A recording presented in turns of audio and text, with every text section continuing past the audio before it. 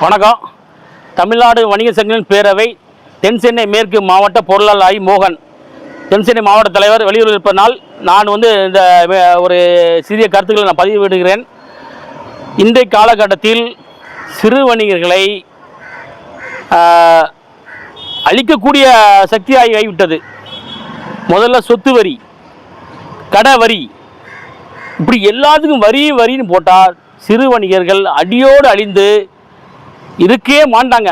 எல்லாமே கார்பரேட்டர் உள்ள வந்து நாங்களாம் அவங்ககிட்ட வேலைக்கு செய்ய போகிறனால வந்து வீடு. இப்போதைக்கு 20% சிறு வணிக கடை மூடியாச்சு, ஒன்றுமே இல்லை, இன்னும் கொஞ்சம் தான் இருக்குது. இன்னும் அதுவும் இந்த அரசு அடியோடு மூடி வச்சிரும் போல தெரியுது எங்களுக்கு.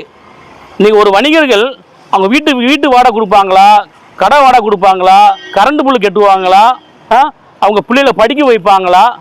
இந்த வரி ஏற்கனவே இருந்த வரியோட பெட்டராக இருந்தது. இப்போ இந்த 3 வருஷம் நீங்கள் போட்டுக்கிட்டு ஒரு சிறு வணிகர்களை 10,000 கட்டுனா எப்படி கட்ட முடியும்? அந்த மாதத்தில் அவன் எப்படி கட்டுவான்? கடைக்கு சரக்கு போடுவானா, வரியை கட்டுவானா, கரண்ட் பில் கட்டுவானா, எப்படி கட்ட முடியும்? இப்போ அந்த அரசு சிறு வணிகளே ஏன் பாதிக்குது? எவ்வளோ கார்பரேட் நிறுவனங்கள் இருக்குல்ல. ஒன்று நீங்கள் ஆன்லைனில் தடை பண்ணுங்க, ஃபுல்லாக தடை பண்ணுங்க, எதுவுமே தடை பண்ண மாட்டேங்கிறீங்க. கேரி பேக்கு உற்பத்தி எங்கேயாவது அதை மூடுங்க. அதை விட்டு சிறு வணிகர்களை நீங்கள் கேரி பேக் விற்கிறியா, இதை நாங்கள் ஏதோ கஞ்சா விற்கிற மாதிரி கணக்கில் ரைடு பண்ணுறாங்க.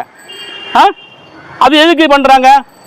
கேரி பேக் எங்கே உற்பத்தி ஆகுது, அதை தடை பண்ணுங்க. அதை தடை பண்ணாலே உள்ளே வராது.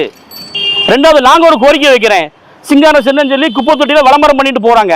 அந்த விளம்பரத்தை தடை பண்ணிவிட்டு பொதுமக்களுக்கு ஒரு அறிவிப்பு, கடைக்கு செல்லும் போது நீங்கள் ஒரு பையை எடுத்துகிட்டு போக சொல்லி விளம்பரம் பண்ணலாமே, ஏன் அது பண்ண மாட்டேங்கிறீங்க? நாங்கள் எல்லாரும் கோரிக்கை வச்சுட்டு இருக்கோம். அதெல்லாம் விட்டு சிறு வணிகர்களை எவ்வளோத்துக்கு நசுக்க முடியுமோ அவ்வளோத்துக்கு நசுக்கிட்டு இருக்கிறீங்க. ஒரு பானிபூரி கரங்க கிழங்கு அவன் யாரும் பண்ண முடியல, ஒரு சிறிய ஒரு வியாபாரி இட்லி போட்டி யாரும் பண்ண முடியல. எதுக்கு எடுத்தாலும் வரி, என்னதான் பண்ணுவான்? நாளைக்கு அவன் அடியோடு அழிஞ்சிருவான். அதனால் இந்த அரசு இது உடனே தடை செய்ய வேண்டும். இந்த யாருக்குமே இருந்த வரியை அதை அப்படியே அமல்படுத்த வேண்டும். இந்த 3 வருஷம் வரி எங்களுக்கு வேண்டாம், இதுக்கெல்லாம் தாங்க முடியாது. சிறுவணிகள் அடியோ அழிஞ்சிடுவாங்க. இந்த அரசு உடனே பரிசீலனை செய்ய வேண்டும் தலைமுறை கேட்டுக்கொள்கிறேன். நன்றி, வணக்கம்.